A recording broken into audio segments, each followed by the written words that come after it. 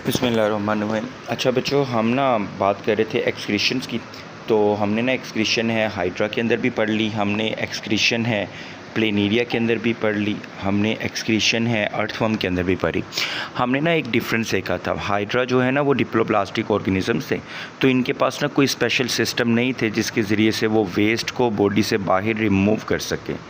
लेकिन बेटे हमने फिर जो पढ़ा प्लेनेरिया, तो प्लेनेरिया में हमने पढ़ा प्रोटोनेफ्रीडिया था और अर्थवर्म में हमने पढ़ा मेटानेफ्रीडिया का पेयर था इन ईच सेगमेंट।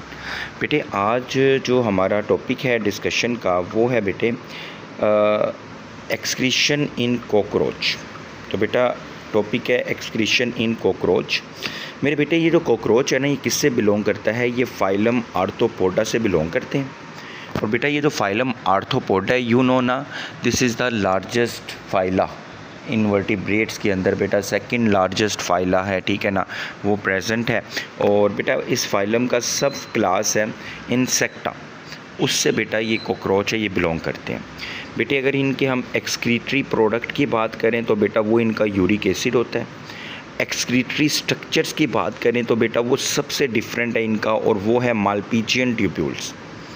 माल्पीजियन ट्यूब्यूल्स ये है क्या बेटा, इसके बारे में हम डिस्कशन है वो बेटा हम आगे करते भी हैं। ये बेटा वाहिद हमारे पास जानदार हैं, ये बात नोट करिएगा, बड़ी इंपॉर्टेंट एमसीक्यू के लिए। ये वाहिद जानदार हैं जिनका डाइजेस्टिव सिस्टम और जिनका एक्सक्रीटरी सिस्टम ये आपस में कनेक्टेड है। ये दुनिया के वाहिद ऑर्गेनिज़म हैं जिनका डाइजेस्टिव सिस्टम और जिनका एक्सक्रीटरी सिस्टम है, ये एक दूसरे के साथ क्या होते हैं बेटा, कनेक्टेड होते हैं। और बाकी दुनिया में किसी जानदार का ऐसा नहीं है, और वो माल्पीजियन ट्यूब्यूल्स ही हैं जो बेटा इनको कनेक्टिविटी प्रोवाइड करती हैं। मेरे बेटे इसमें कह रहे हैं कि होता किस तरह से है, तो बेटा इनका जो ब्लड होता है ना, दैट इज़ विदाउट आरबीसीज़, वो रेड ब्लड सेल के अलावा होता है। That's why it is called as a hemolymph. हम इसको हीमोलिम्फ का नाम देते हैं। बेटे वो हम आगे आपको डायग्राम में शो भी करते हैं, पहले इसकी मूवमेंट देख लें। कहते हैं हीमोलिम्फ है वो मूव करता है माल्पीजियन ट्यूब्यूल, और माल्पीजियन ट्यूब्यूल बेटा इस तरह से होती हैं, ये देखें। और इनकी तो ये मैं अगर इसको ड्रॉ कर लूँ तो बेटा ये इस तरह से माल्पीजियन ट्यूब्यूल होती हैं। और बेटा इनका ये वाली जो आपको नज़र आ रही है, ये वाला पोर्शन, ये इसकी ल्यूमन होती है। तो जो हीमोलिम्फ है वो कहते हैं कि सबसे पहले आता है कि इसके अंदर आता है भाई, माल्पीजियन ट्यूब्यूल्स के अंदर आता है, और माल्पीजियन ट्यूब्यूल से उसकी ल्यूमन में चला जाता है, और बेटा फिर उसकी ल्यूमन से ये स्मॉल इंटेस्टाइन तक जाता है, और वो बेटा इसका रेक्टम वाला पार्ट है। और रेक्टम वाले पार्ट में क्या प्रेजेंट होती हैं, ब्लड कैपिलरीज़। तो बेटा इन ब्लड कैपिलरीज़ के अंदर वाटर और सॉल्ट्स की रीअब्जॉर्प्शन है। बेटे इसको ना आपने बिल्कुल वैसा ही देखना है जैसा कि आपका जो ब्लड है ना वो किडनी के पास जाता है। तो हमारा जो ब्लड है वो किडनी के पास जाता है, क्यों जाता है? ताकि ब्लड के अंदर से जो यूज़फुल सब्सटेंस है इनको दोबारा ब्लड का पार्ट बना दिया जाए, और जो वेस्ट होते हैं वो यूरिन की फॉर्म में रिमूव किया जाए। तो बेटा इसलिए बेटा इनमें भी बेटा जो रीअब्जॉर्प्शन होती है वो बेटा किस में होती है, स्मॉल इंटेस्टाइन में अंदर। बेटा उसके बाद जो वेस्ट होता है मटीरियल, कहते हैं कि जो वेस्ट है वो बेटा सॉलिड फॉर्म में, सॉलिड यानी कि यूरिक एसिड की फॉर्म में, वो बेटा बॉडी से बाहर विद फिसिस बेटा ये बॉडी से बाहर क्या हो जाता है जी, रिमूव हो जाता है। और डैट्स वाई बेटा इसमें फीकल मैटर को रिमूव करने के लिए और यूरिन को रिमूव करने के लिए एक ही पाथवे है, एक ही वक्त में होता है। इसलिए बेटा इसके लिए वर्ड एनस हम इस्तेमाल नहीं कर सकते हैं, हम इसके लिए वर्ड इस्तेमाल करते हैं क्लोका का वर्ड इस्तेमाल करते हैं। खैर मैं आपको एक और बात यहाँ पे बताता चलूँ कि हमारे पास अगर अपनी एग्जांपल ले लें तो बेटा हमारे पास जो फीकल मैटर है उसके रिमूवल के लिए अलग ओपनिंग है, यूरिन को रिमूव करने के लिए अलग ओपनिंग है। लेकिन इनमें ऐसा नहीं होता है, इनमें एक ही पाथवे है जिसके ज़रिए से बेटा ये रिमूवल हो रहा होता है। अभी मैं आपको एक डायग्राम शो करता हूँ, उसमें आपको मज़ीद ये क्लियर है। अच्छा जी, आपके सामने एक डायग्राम है वो शो हो रही है। बेटा इसका सिर्फ़ और सिर्फ जो है मैं अगर आपको मेंशन करता चलो, ये वाला पोर्शन, ये इसका बेटा गट वाला पोर्शन है। ये सारे का सारा इसका गट वाला पोर्शन है, बाकी तो उसकी बॉडी है। बेटा इसकी गट को हम 3 पार्ट्स में डिवाइड करते हैं। एक इसकी फोर गट होती है, एक मिड गट होती है और एक हाइंड गट होती है। अब बेटा इसका जो फोरगट है उसके यहाँ पे करके बेटा इसका स्टमक भी प्रेजेंट है, जबकि बेटा जो मिड गट है और हाइंड गट है इसके जंक्शन के ऊपर ना आपको ये ट्यूब्स नज़र आ रही हैं। मैं अगर आपको दोबारा से एक बार इसमें बताऊं तो बेटा ये देखें, ये इसकी मिड गट थी और ये इसकी बेटा हाइंड गट थी। मिड गट और हाइंड गट के ऊपर ना जहाँ पे इसका मिड गट और हाइंड गट है वहाँ पे आपको बेटा इस तरह से ये एक ट्यूबुलर नेटवर्क नज़र आ रहा है।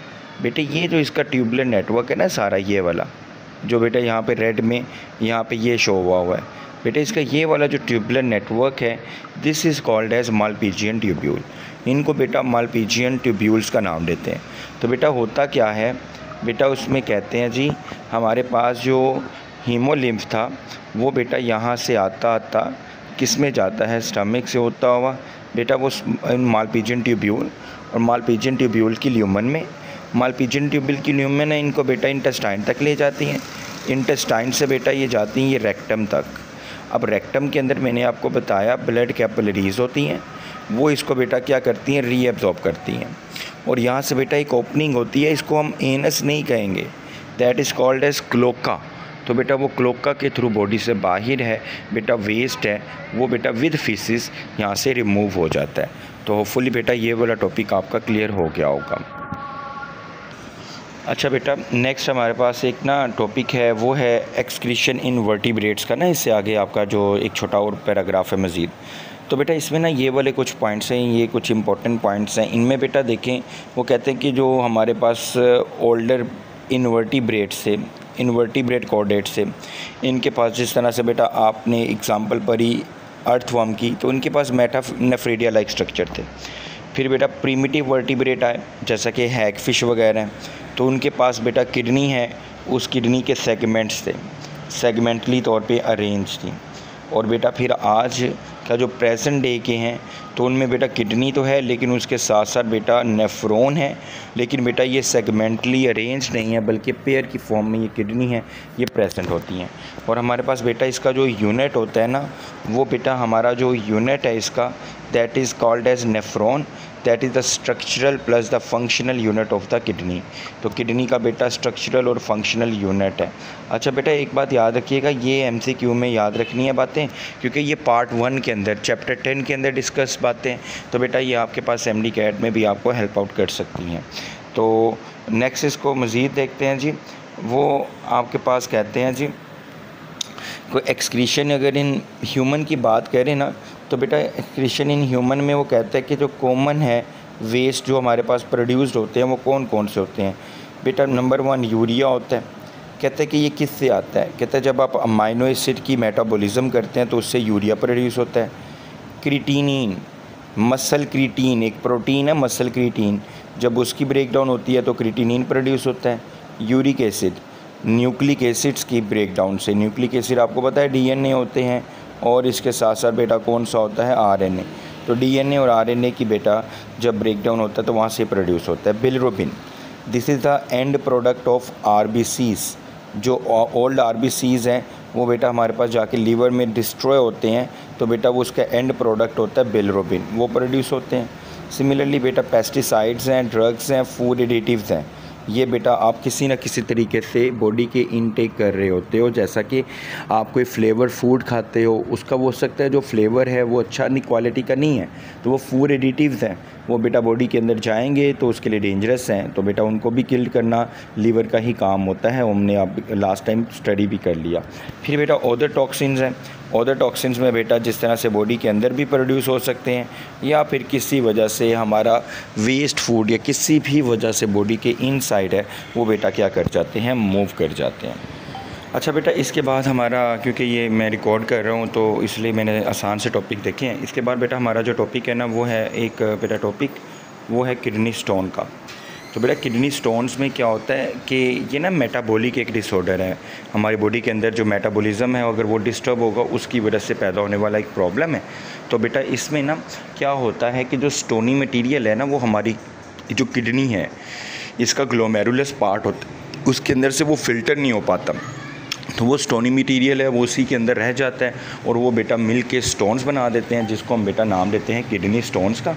और बेटा ये जो बनने वाले किडनी स्टोन्स होते हैं ना, ये बेटा या तो किडनी के अंदर भी रह लेते हैं या फिर बेटा ये मूव करते करते ब्लेडर तक आ जाते हैं, और अगर वहाँ तक आ जाएं तो बेटा फिर प्रॉब्लम भी होती है, इनको रिमूव भी करना होता है। खैर, इसके रिमूवल के लिए 2 तरीके होते हैं।